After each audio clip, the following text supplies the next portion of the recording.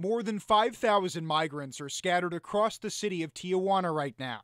Some are even living in tents on the street. These people are just human beings like us. Roberto Lopez Cervera is a second-year med student, one of the 8 medical professionals who took a 3-day mission trip.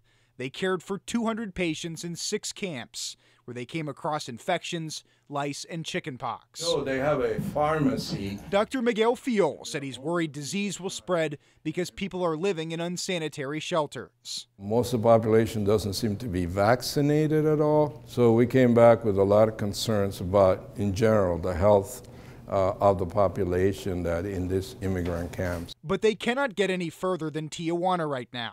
In a reversal of U.S. policy, the Trump administration announced last month that migrants seeking asylum in America must remain in Mexico until their claims are processed. If they are granted asylum by a U.S. judge, they will be welcomed into America. If they are not, they will be removed to their home countries.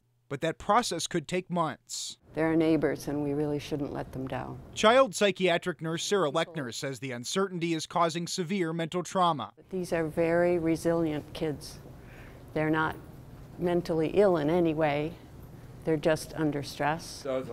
Now that they've seen conditions firsthand, the mission group is calling on the U.S. and Mexico to improve the situation.